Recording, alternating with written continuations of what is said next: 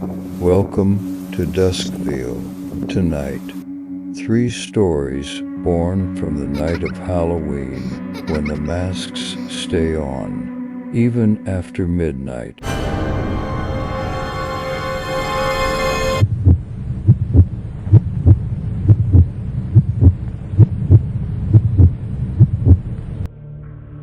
It was Halloween night in a quiet suburban neighborhood. The streets glowed orange from the porch lights, and laughter echoed as children in costumes ran from house to house. Sarah was home alone, passing out candy while waiting for her husband to return from work. Around 9 p.m., the flow of trick-or-treaters started to fade, but then someone knocked again. She opened the door and saw a child standing there, wearing a cracked porcelain mask and holding a small pumpkin bucket. "Trick or treat," the kid whispered, voice distorted by the mask. She smiled nervously. "You're a bit late, aren't you?" The child didn't respond, just stood there, breathing. Sarah dropped a candy bar into the bucket, but the kid didn't move. Feeling uneasy, she gently closed the door, but as the lock clicked, another knock followed. Louder. Then the doorbell rang, again and again. "Go away," she shouted, her heart racing. She peeked through the window, but the porch was empty, just fog drifting across the yard, and the faint outline of that porcelain mask lying on the steps. She turned away from the door, exhaling, and froze. The same masked figure stood inside the hallway, closer than before. It tilted its head slowly, the sound of porcelain cracking. "Trick or treat!" It whispered again, voice deeper this time. The lights flickered. The last thing she saw was the mask breaking, revealing nothing underneath.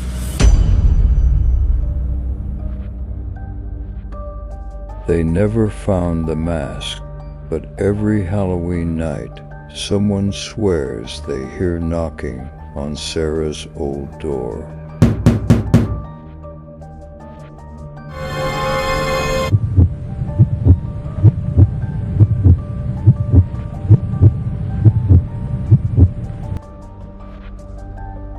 It was Halloween night, the kind that makes the world feel smaller, quieter, yet somehow alive.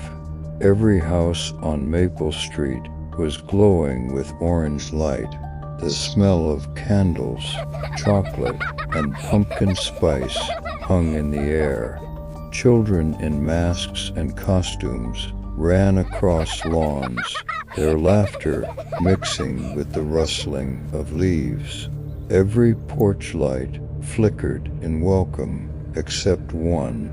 The old Benson house, sitting alone at the very end of the street. Its windows were black, its roof bent inward, like something heavy had been sitting there for years. No one ever knocked on that door anymore. Parents warned their kids to stay away. "That house doesn't give candy," they'd say. "It takes it."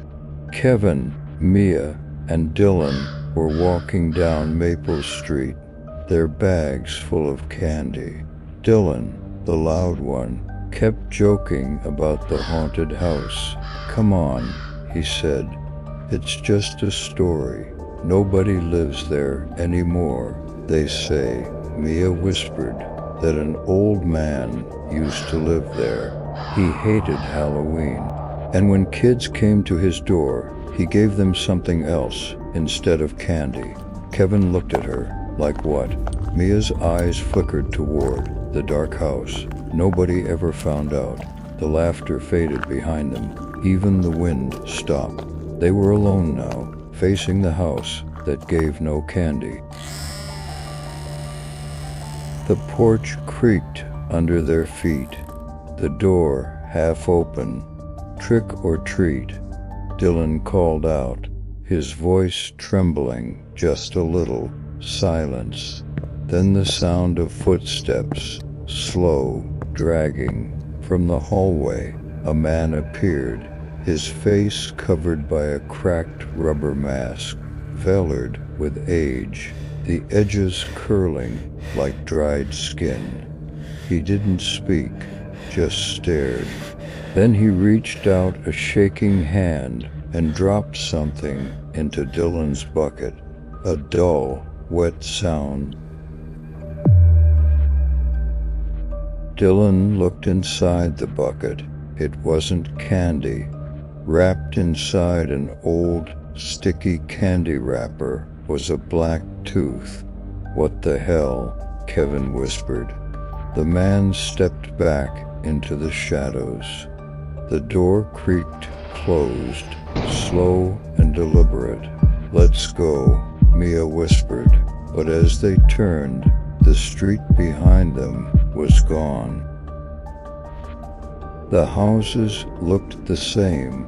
The street looked the same. Maple Street looping endlessly. The laughter they heard wasn't from kids anymore.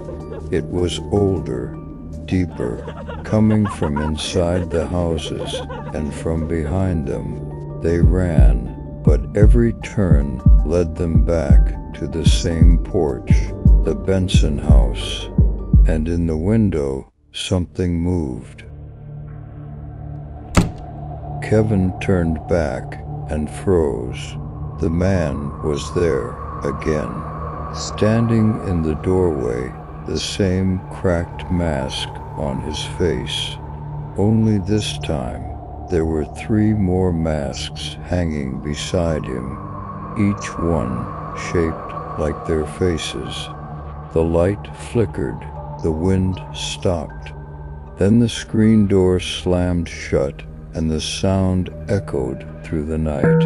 The next morning, the Benson house looked empty again, but 3 masks hung on the porch, and every Halloween since, people say they still see them, swaying gently in the wind.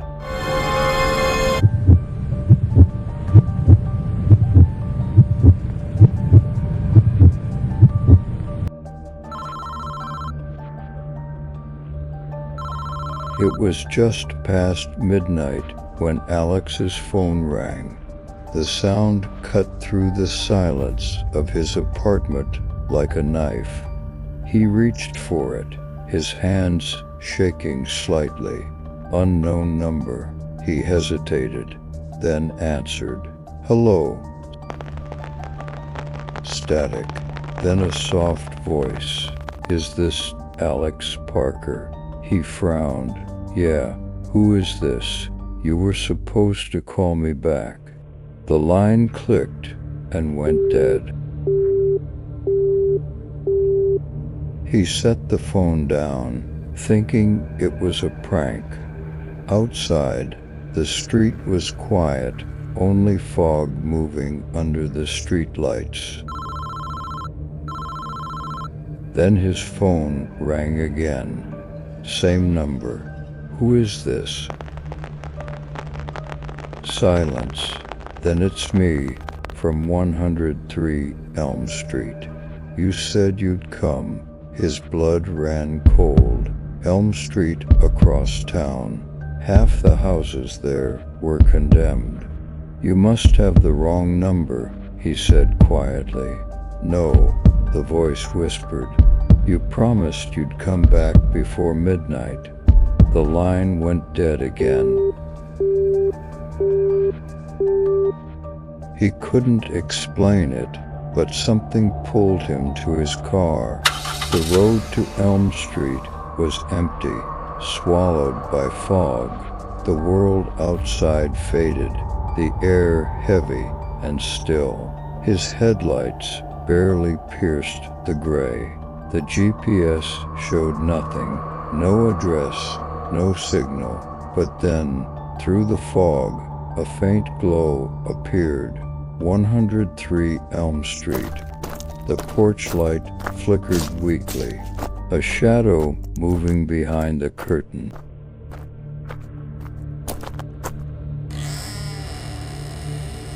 The door creaked open. Inside smelled like wet wood and old wallpaper. His phone buzzed. A new message. Come upstairs. He hesitated, heart pounding. A faint giggle from above. Hello, he called out. No answer, only the slow swinging of a broken chandelier. He climbed the stairs. Each step screamed beneath his feet. The room at the end of the hallway was lit by a single orange candle. On the floor, a phone, an old rotary phone. It began to ring, rearing. He picked it up. Hello, static. Then you came back. Who are you? He whispered. Don't you remember? You left me to die. The voice changed, deeper, broken, angry. The lights flickered violetly. The air turned cold. In the corner of the room, something moved. He dropped the phone and turned.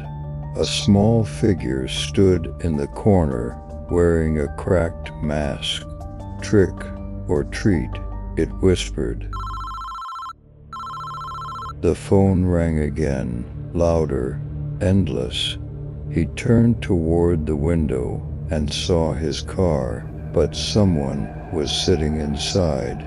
His phone buzzed one last time. One new voicemail. He pressed play. His own voice. Hey, it's Alex. I'm on my way to 103 Elm Street. I'll call you when I get there. The recording ended. Then, a whisper. You already did.